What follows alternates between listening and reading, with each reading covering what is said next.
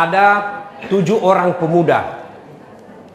Dia berdakwah, la ilaha illallah, tiada Tuhan selain Allah, jangan sembah kecuali Allah. Tiada Tuhan selain Allah. Itu aja kampanyenya. La ilaha illallah, tiada Tuhan selain Allah, jangan sembah kecuali Allah. Bah, marah raja. Disuruh kejar ini anak muda. Ini aliran sesat. Kejar ini anak muda. Dikejar, dilempari. Akhirnya anak muda cari perlindungan. Karena malam hari mereka kemudian tidur di dalam gua. 7 orang tidur dalam gua. Begitu dia bangun, dia bilang salah satu di antara mereka, si perukin nih, lapar ki, piko dulu belanja di sebelah. Pergilah belanja salah satu di antara mereka. Begitu dia belanjakan uangnya, dia bilang, ndak laku ini uangmu. Ini uangmu 300 tahun yang lalu ini laku ini uang. Nah, bilang ini anak muda sembarang, ku bilang. Betul, ini uang mati ini. Ini uang 309 tahun yang lalu dia laku ini uang. Ndak ada sekarang. Ternyata mereka lupa dan mereka tidak tahu tidur mereka 309 tahun. 309 tahun tidur, Pak. Begitu dia baru sadar, dia lihat, kan ada 1 ekor anjing yang ikut bersama mereka. Salah satu binatang nanti yang ikut masuk ke dalam surga adalah anjingnya Ashabul Kahfi. Pelajaran pertama, anjing saja ikut ulama masuk surga, apalagi manusia. Cuma ini setan selalu kita ganggu. Kita lebih senang ikut pejabat daripada ulama. Kita lebih senang bangga berfoto sama pengusaha daripada ulama. Kalau pejabat kita jabat tangan, kita cium tangannya. Padahal baru 5 menit yang lalu tanda tangan korupsi. Kalau pengusaha bangga kok. Kau ulama tidak. Mau aku lihat buktinya lagi kau tidak cinta ulama. Ya, coba kalau undang ku artis, batinan tuh nu hargai, dijemput, pakai bisnis kelas pesawatnya, dikasih hotel bintang 5, dikawal tentara polisi. Padahal apa ji datang dia bawa? Apa na bawa kangku itu? Alamat palsu. Kelihatan dadana, kelihatan pahanya. Ndak juga nak kasih pegang kok, nak pakai Cina-Cina aja kok. Ten. Apa? Nak kasih pegang kok? Ndak, nak kasih lihat aja kok. Apa? Ada itu aja kok dong berdiri. Dikasih uang 100 juta. Sampai di Jakarta uangnya 100 juta dia pakai narkoba, dia pakai mabuk, dia pakai berzina. Sementara kalau penghafal imam kau besok ini lebaran, lu panggil semua itu imam pergi baca-baca di rumahmu. Apa? Ini jempui. Apa? Ini jempui? Tena batu sendiri jo imang. Sudah 1 jam barasanji di rumahmu, bos. Busa-busa kali pakna. Sallallahu ala Muhammad. Nggak ada kipas angin. Pulangnya apa kau kasih? Songkolo. Tambah jalan kote 4. Mau kasih pisang.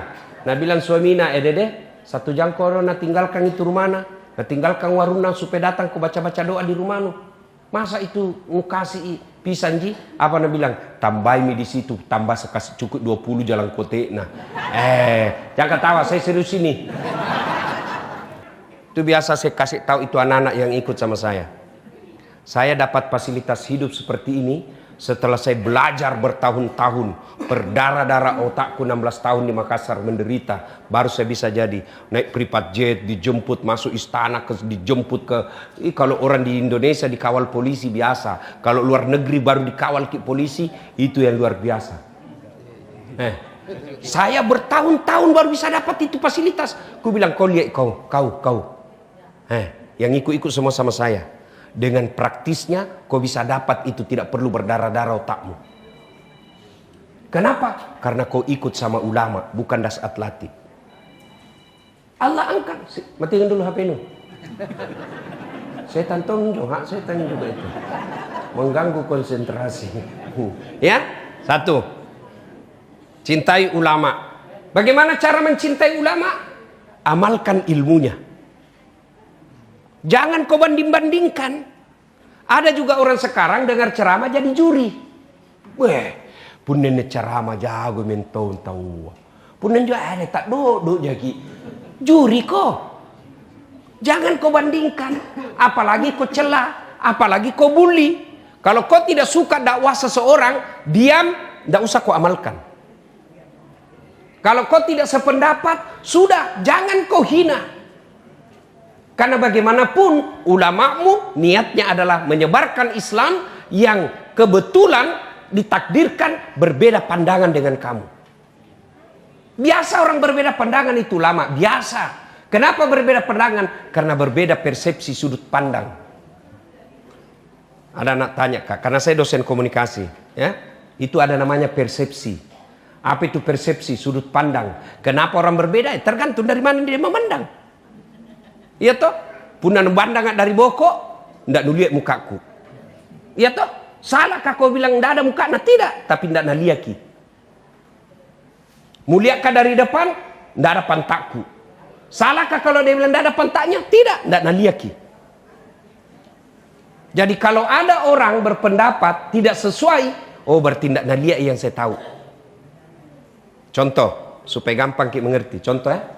Kalau saya bilang saya tidak makan, apa artinya? Hah? Lapar. Apa lagi? Hah? Puasa. Apa lagi? Kenyang. Apa lagi?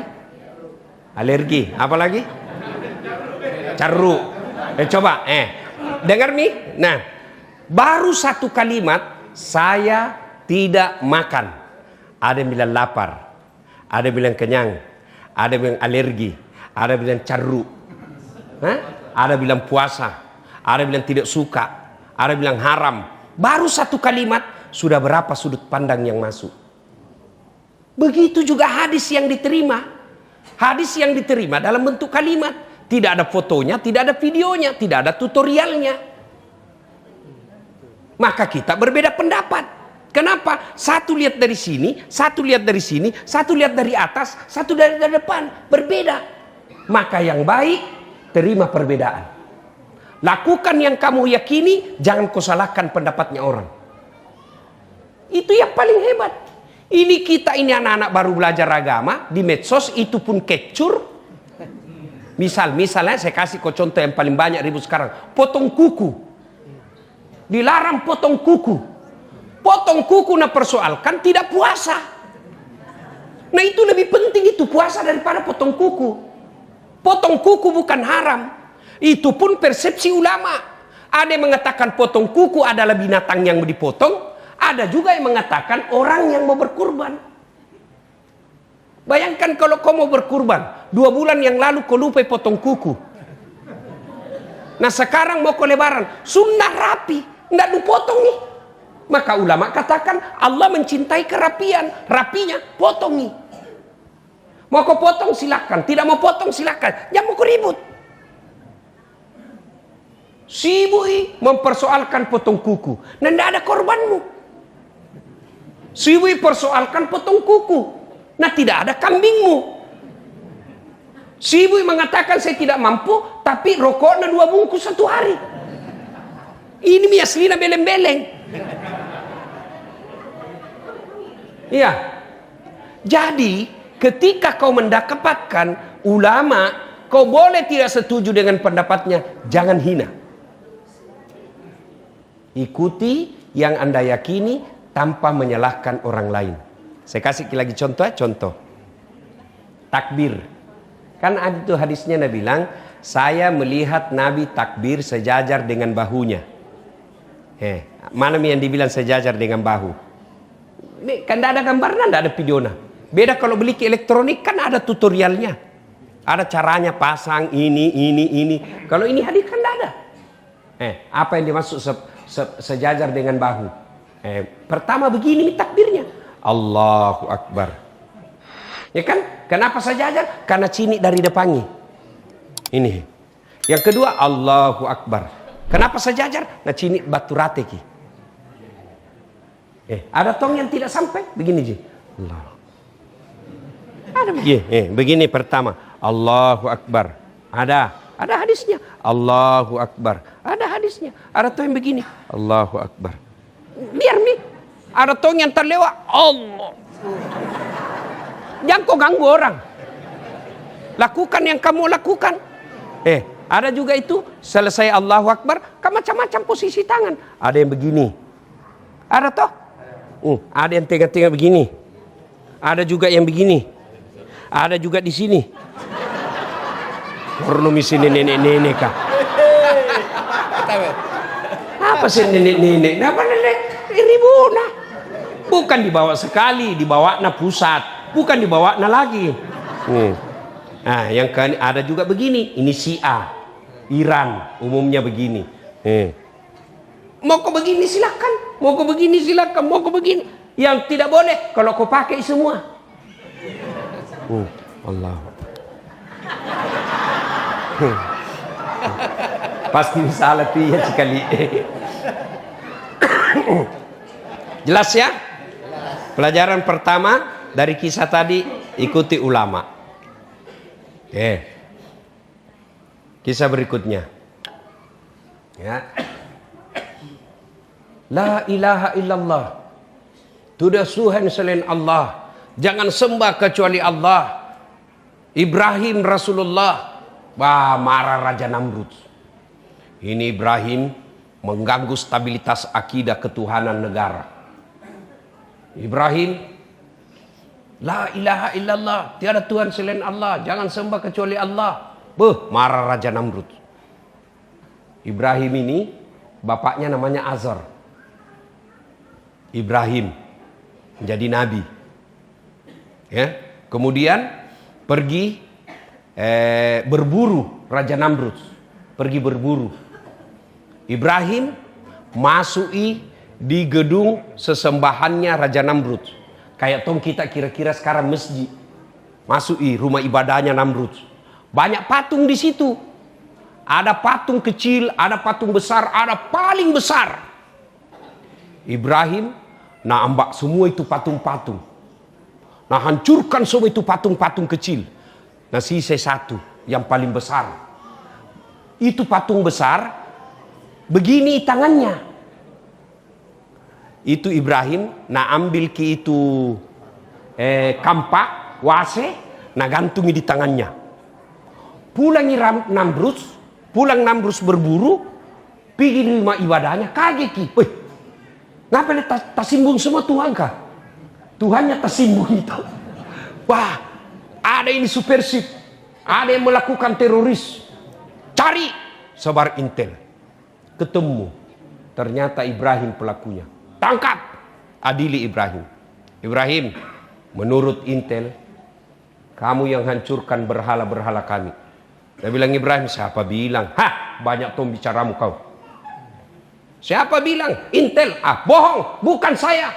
Ibrahim berdiri dan dia tunjuk itu patung besar yang pegang kampak. Nah bilang bukan saya, ini.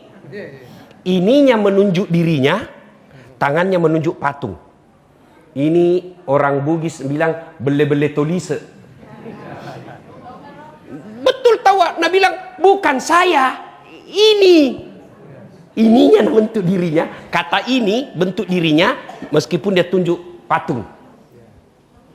Nah, ringkas kisah. Kata Ibrahim bukan saya. Akhirnya Namrud, pokoknya kamu. Keputusan Ibrahim dibakar secara hidup-hidup di lapangan. Nah, kemudian api yang sangat besar, kira-kira seperti lapangan di depan, tidak bisa Ibrahim dilempar. Dibikinkan patte. Tahu patte? Tahu patte? Ketapel. Tahu maki patte tuh?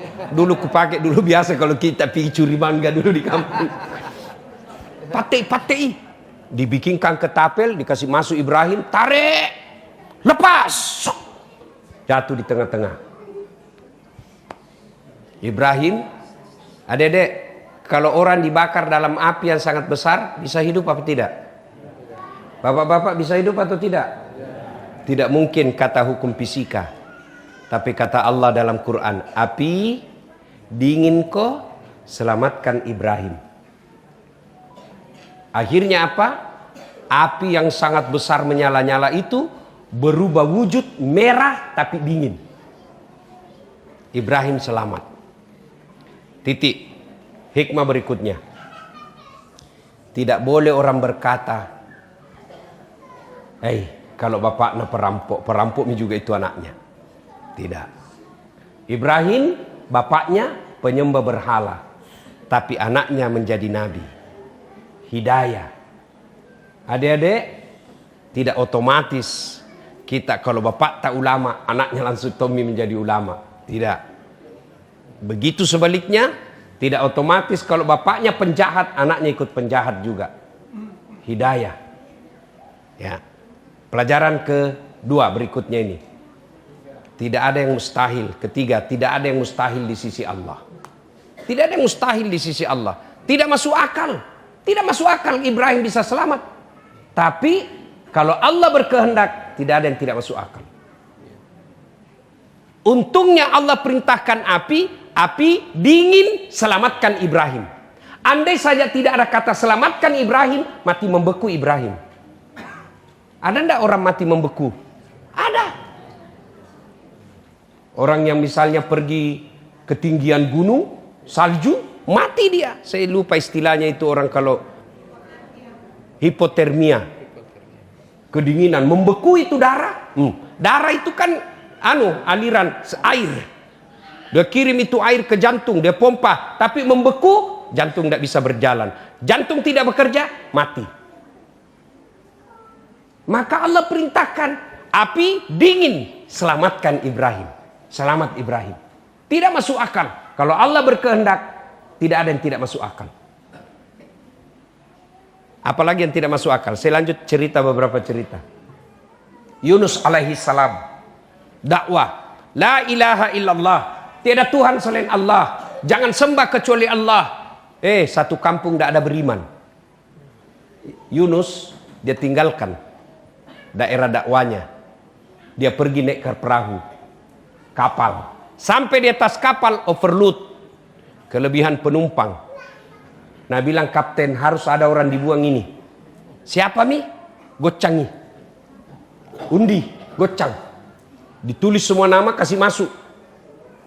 Ibu-ibu pasti tahu kalau yang beginian. Harisanto. Keluar nama. Sup. Ke Yunus. Ulangi. Pilkada ulang. Ocang lagi.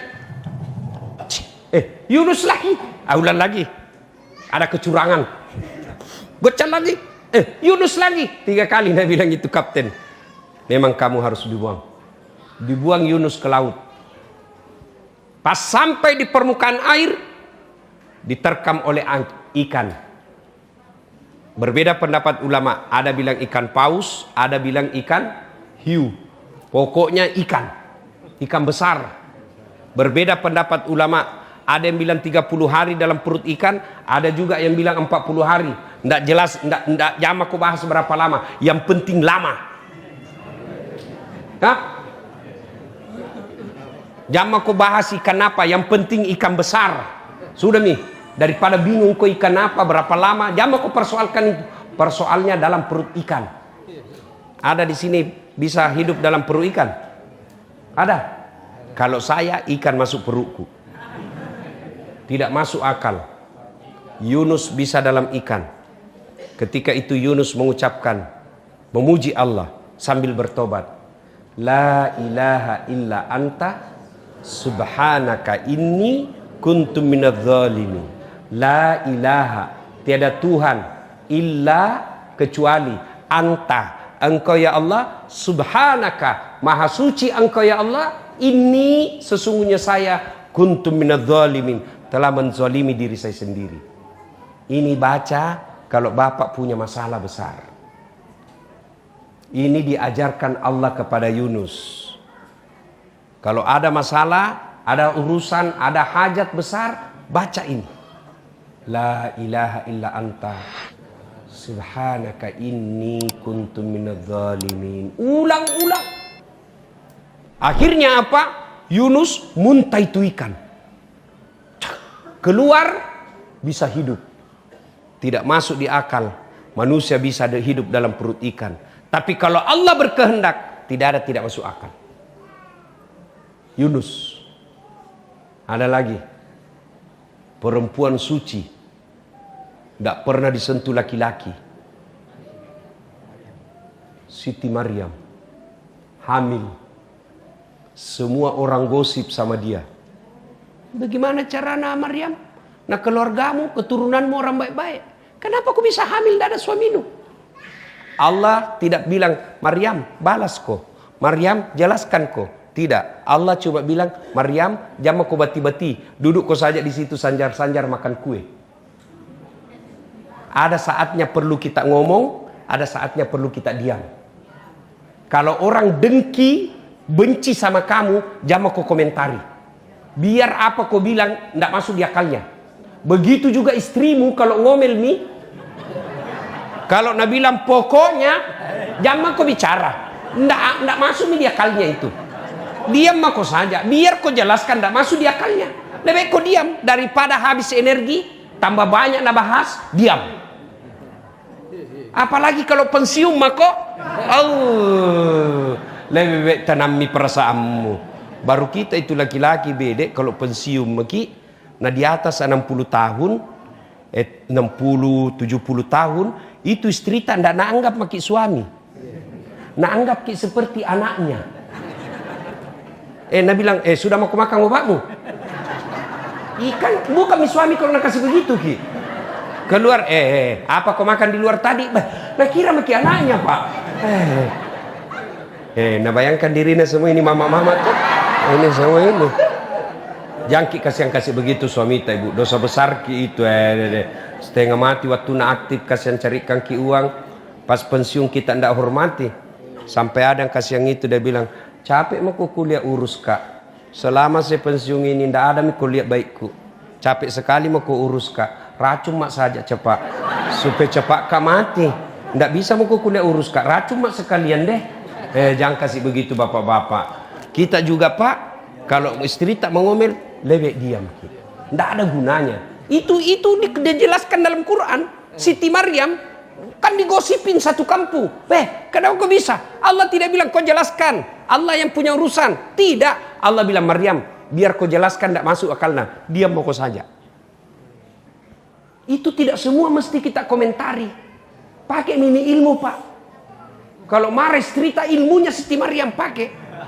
Paling aman itu. Kalau saya nak mengamu istriku, ku pelui. Baru ku menyanyi. Insaflah wahai manusia. Makalam-makalam itu. Masih marah ku tambah ku peluk. Bila kamu di sisiku. Karena kalau dibati-bati deh sakit hati pak. Lebih kita candai saja. Gitu?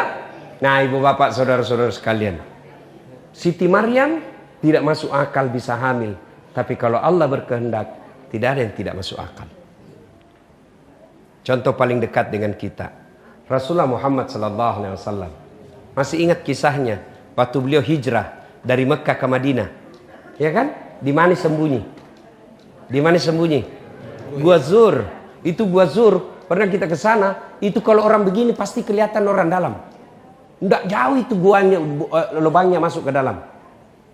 Didapat sama Abu Jahal. Didapat Abu Lahab dengan densusnya. Pasukan khususnya Abu Jahal. Orang yang jago semua berkelahi waktu itu. Intip Nabi. Allah turunkan pertolongannya. Apa yang Allah turunkan? Bukan burung ababil. Bukan malaikat Jibril. Apa? Laba-laba. Tahu jaki laba-laba toh? Tahu jaki toh? Garangkang. Spider. Bikin sarang di depan, di mulut gua. Ngintip Abu Jahal. Nah bilang tidak mungkin ada manusia. Kalau ada manusia, pasti koyak ini sarang. Pasti robek ini. Tidak mungkin ada manusia ini. Luar biasa ini. Kalau kita pakai akal. Kemampuan hebatnya pasukannya Abu Jahal kalah oleh lembutnya sarang laba-laba. Bu, minta ki sama saya. Belum tentu ku sare ki. Ustaz, kasih HP tak bajiki. Nak ke paralu toh. Iya toh. Ustaz, kasih mah mobilku. Saya juga butuh. Tapi Tuhan, apa ibu minta? Ya Allah, berikan saya kekayaan. Allah Maha Pengasih. Ya Allah, berikan saya kekayaan. Allah Maha Kaya, bukan kaya, Maha Kaya. Ya Allah, ampuni saya. Allah Maha Pengampun. Ya Allah, sehatkan saya. Allah Maha Penyempurna kesehatan. Cuma kan kita tidak datang. Datang kita doa. Doa tidak cukup tanpa disertai dengan yang Allah inginkan. Apalagi kalau berdoa jadi di status. Ya Allah, sembuhkan suamiku. Sibuk nih tuh Tuhan mau baca Facebook nu. Sudah mau berdoa Ustaz. Betul kau berdoa tapi tidak maksimal. Saya kasih contoh. Bu, kalau saya influenza begini, saya cukup singgah di apotek beli prokol. Kenapa? Tidak darurat. Ya toh? Tapi kalau serangan jantung, hipertensi, liver, jangan kau pergi beli obat sendiri. Datang kau khusus ke dokter spesialis. Kenapa? Darurat ini urusanmu. Kalau hidupmu lurus-lurus saja, tidak ada masalah besar, cukup kau doa dalam 5 waktu. Tidak darurat. Tapi kalau ada keperluan hajatmu sangat besar, tidak cukup 5 waktu. Bangun kau sholat tahajud. Bangun kau sholat hajat. Lengkapi dengan nasar puasa. Cukupkan dengan tolak balas sedekah. Banyak sholat duhamu. Ibadahmu bagus. Itu namanya datang ke dokter spesialis. Ini tidak. Sholatnya cuma hari Jumat. Paling terlambat datang. Paling cepat pulang. Orang khotbah dia tidur. Ada masalahnya, ya Allah tolong saya ya Allah. Capek menghadapi hidupku ya Allah. Nabi bilang malaikat. Nabi bilang Tuhan, malaikat karena capek menghadapi hidupnya, cabut nyawanya. Nah, ibu bapak, termasuk supaya doa cepat dikabulkan, berkurbanlah. Karoba kok. Kalau sapi di masjidku 2.250.000. 7 orang satu sapi. Kalau ada tabungan tak 10 juta bu, ambil besok 2,5 juta, belikan sapi. Bagaimana hidup? Belajar ku ini tadi, kisah yang saya sampaikan. Tidak masuk akal kalau cinta kepada Allah, Allah yang selesaikan masalahmu. Ini tadi keyakinannya seperti ini. Cintanya kepada Allah melebihi cintanya kepada yang lain. Allah tolong dia, tidak masuk akal tapi Allah tolong. Jadi kalau ada tabungan tak pak, ambil bagi besok. Jangan pikir bagaimana tahun depan, bagaimana bulan depan. Allah yang tolong, hakul yakin. Cuma kalau mau kita ambil itu, datang itu setan garu-garu ki. Setan pertama istri. Tuh, mau ke apa 2 juta mentarik, mau ke apa? Beli sapi kurban. Talekan tongkok kau. Mau keseng kurban sembahyangmu saja terlambat. Setan ini setan. Dan setan begini susah diusir. Susah diusir setan begini pak. Dibacangi taus deh tambah marah. Itu nih hikmahnya. Kenapa itu selalu diulang-ulang kisahnya Ibrahim. Ya kan mau potong anaknya. Diganggu dulu oleh setan. Siapa dulu nak ganggu? Ibrahim. Jangan kau tolong. Lamaan itu anakmu kau mau masak kau mau potong. Ibrahim lempar. Nagoda lagi si Hajar. Jangko. Tapi apa nak bilang Hajar? Jangankan anakku, saya juga siap dipotong kalau itu perintah Tuhan. Gagal lagi, Ismail lagi nagoda. Itu nih. Begitu kita mau beli sapi, datang anak tak. Pak, DP motor lalo mau dulu. Setan itu. Bapak ibu saudara-saudara sekalian, kalau tidak bisa kurban sapi, kurban kambing. Satu keluarga. Tidak bisa juga itu karena betul kadar Allah ndak tena tojen doi kodong puasa kok besok. Tadi yang tidak terlanjur ya sudahlah. Tadi puasa namanya puasa Tarwiyah. Besok puasa Arafah. Tidak bisa juga hari Lebaran. Tidak bisa juga jamu kau harap minum surga. Nenek nupata. Nah, sudah Bapak Ibu Saudara-saudara sekalian, kalau kita sudah mampu, tidak juga berkurban, sudah mampu, tidak juga tidak puasa, padahal sehat, tidak mau puasa, Ramadan juga puasanya tidak sempurna, maka ingat ancaman Allah dalam surah yang sangat pendek. Inna a'tainakal kautsar fasholli li rabbika wanhar inna dzani'aka huwal abtar. Kalau kau sudah mampu berkurban, rokokmu banyak, HP-mu mahal, kuotamu mahal tiap bulan, kalau kau tidak mau berkorban, kata Allah, engkau terputus dari rahmatku. Putus sisa jaringan. Putus connectingnya tidak nyambungnya numu jaringanmu. Ibaratnya kau jadi layang-layang kepak. Kepak mako? Kepak nak kena ko listrik. Stroke. Kepak nak kena ko apa? Anakmu narkoba. Kepak anakmu bikin malu. Tiba-tiba dengar hamil. Kepak tiba-tiba istrimu selingkuh. Kepak tiba-tiba suamimu ternyata ada istrinya yang lain. Dan dia berzina. Itu kepak semua itu. Dia bilang Tuhan, sudah mipale, kau tidak mau kau diurus, urus dirimu. Putus rahmat Allah. Uangmu banyak, tapi banyak tomi penyakitmu. Rumahmu mewah, tidak ada orang mau datang di rumahmu. Putus dari rahmat dan kasih sayang Allah. Supaya tidak terjadi seperti itu, maka diadakanlah pengajian seperti ini. Supaya apa? Sadar lagi. Ada lagi peringatan. Syukur alhamdulillah ada ikatan alumni sekolah PPSP. Tidak ada lagi penambahan alumnina. Tidak ada nih, ini sekolah akhir kalam nih.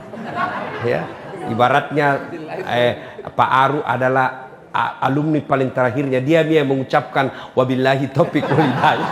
Tidak tambah-tambahan. Ya, maka alhamdulillah untung ada saudara-saudara kita keluarga besar ini PPSP sehingga saya Dasat Latif bisa hadir di tempat ini.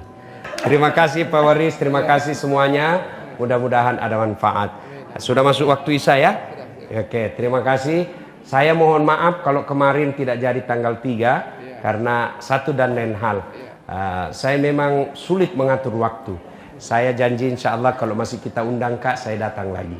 Insya Allah ya. Apalagi ada bunga bonsai di sini. Ya. Terima kasih. Usikum wa nafsi bitaqwallah fastabikul khairat. Assalamualaikum warahmatullahi wabarakatuh.